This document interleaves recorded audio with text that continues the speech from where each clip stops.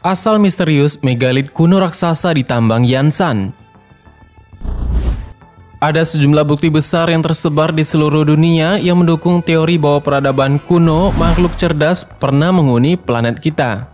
Hal ini membimbing kita menuju masa depan yang lebih baik dengan berbagai kebijaksanaan mereka dengan kita dan mengajari kita jalan mereka. Namun ada banyak misteri memang seputar teori ini. Bukti-bukti peradaban maju dahulu banyak diteorikan mengenai alien ataupun peradaban yang lebih maju yang berada di luar bumi. Tetapi ada juga teori yang mengatakan bahwa peradaban dahulu memang benar-benar maju, tidak seperti yang kita bayangkan pada saat ini.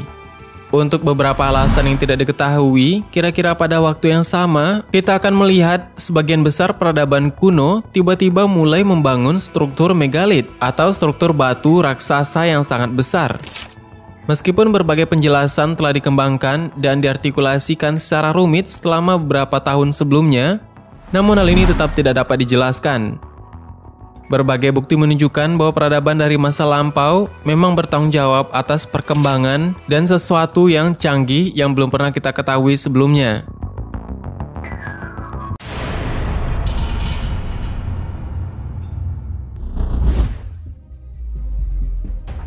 Tambang Yansan di sisi lain sangat berbeda dari kebanyakan struktur lain karena betapa misterius dan masifnya hal ini. 20 km di sebelah timur Nanjing, China, di Gunung Yamenshan adalah tempat ditemukannya tambang Yansan yang legendaris tersebut.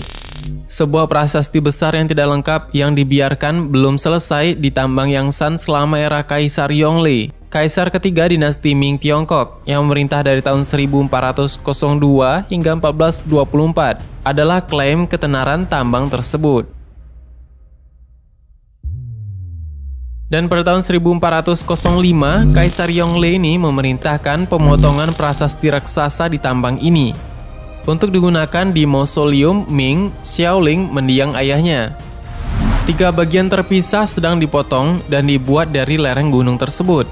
Setelah sebagian besar pekerjaan memotong batu selesai, para arsitek menyadari bahwa balok yang mereka potong tersebut terlalu besar dan memindahkan balok batu dari tambang ke Ming Xiaoling dan memasangnya di sana dengan cara yang benar, atau secara fisik tidak mungkin.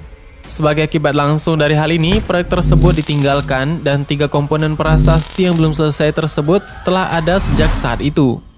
Dan itulah yang kita lihat hingga sekarang. Ini tentunya sangat mengejutkan melihat bangunan yang sebesar itu yang dipahat secara langsung oleh manusia kuno pada zaman dahulu, dan kita mengetahui sejarahnya bahwa peradaban dahulu memiliki alat seadanya dan keterbatasan pengetahuan untuk menciptakan sesuatu yang mustahil ada dari dulu. Dan bagaimana jika prasasti tersebut atau pemotongan batu tersebut memang benar-benar terjadi, dan bagaimanakah mereka bisa memindahkan batu raksasa tersebut dari gunung hingga ke bawah yang berjarak tentunya sangat jauh. Batuan tersebut memiliki panjang 30 meter, tebalnya 13 meter dan tingginya 16 meter, serta beratnya sekitar 16.000 metrik ton. Sedangkan prasasti yang kedua memiliki panjang sekitar 49 meter, lebar 10 meter dan tebalnya 4,4 meter, serta beratnya 8.000 ton. Dan kepala dari prasasti tersebut berukuran tinggi sekitar 10 meter, lebar 20 meter dan tebalnya sekitar 8 meter dan beratnya ada pada 6.000 ton. Jika dirakit, ketiga prasasti tersebut konon telah mereka coba buat secara keliru yang tingginya akan lebih dari 73 meter dan beratnya akan lebih dari 31.000 ton. Sebagai dasar acuan, mobil standar saja berbobot antara 1 dan 1,5 ton. Monolit terbesar di dunia kuno dan modern adalah seperti batu petir yang seberat 1.250 ton, yang dipindahkan oleh Rusia pada tahun 1770 dan menyerupai singkapan kasar yang tidak pernah diukir. Nah, dari kedua hal tersebut, kita mendapatkan pertanyaan. Apa yang membuat ahli tukang batu atau kaisar pada masa lalu berpikir bahwa mereka dapat memindahkan balok batu raksasa tersebut yang sebesar 31.000 ton sejauh 20 km melalui pegunungan? Fakta bahwa potongan-potongan itu sangat berbeda dalam ukuran, bentuk, dan penempatan menunjukkan bahwa potong-potongan tersebut tidak pernah dimaksudkan untuk disatukan, bahkan dipindahkan. Jika memang dimaksudkan untuk disatukan, mereka tidak akan dipotong sekaligus dan dengan berbagai cara. Kita juga melihat struktur batu raksasa lain yang belum selesai, yang juga terletak di wilayah utara tambang batu Mesir kuno di Aswan yang berada di Mesir. Hal yang sama ataupun megalit ataupun potongan batu yang dibuat secara raksasa tersebut, dan ini digunakan untuk obelis, dan pembuatan obelis mulai mengukirnya langsung dari batuan dasar tersebut. Tetapi ada retakan yang muncul di granit dan proyek tersebut ditinggalkan. Awalnya memang dianggap bahwa batu tersebut memiliki cacat yang tidak terdeteksi. Tetapi mungkin juga proses penggalian memungkinkan retakan perkembangan dengan melepaskan tekanannya. Dan sampai sekarang kita masih bisa melihat bahwa sisa obelis masih menempel pada batuan dasar yang berada di Mesir tersebut. Dan ini sangat besar, dan yang menjadi pertanyaannya adalah bagaimana mereka bisa mengangkat batu sebesar itu dan memindahkannya. Kita kembali pada tambang Yangsan. Tampaknya memang ada sejumlah batu besar yang dipindahkan di situs tersebut, yang merupakan salah satu ciri yang paling aneh dari situs tersebut.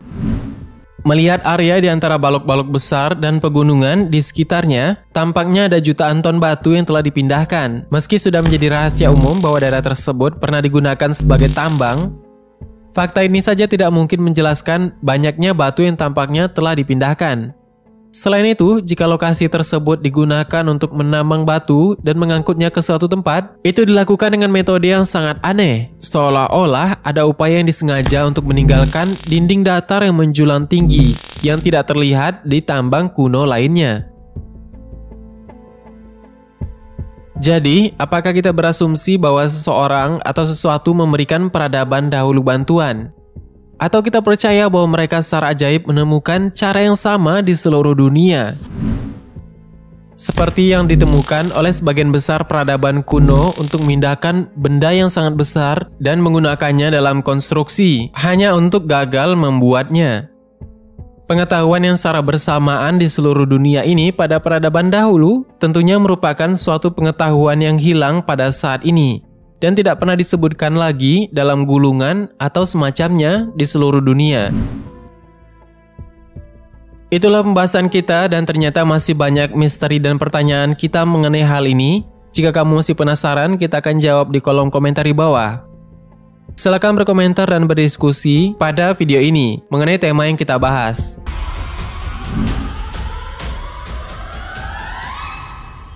Itu dulu pembahasan kita. Bagaimana menurutmu ada tambahan? Silakan berikan tanggapan dan komentar di bawah. Sebenarnya sangat banyak hal yang belum akan kita bahas. Tetap nantikan video selanjutnya, tekan tombol subscribe dan klik ikon lonceng berada di sebelahnya. Terima kasih sudah menonton hingga akhir video ini. Kami doakan semoga sehat selalu. Sampai jumpa lagi.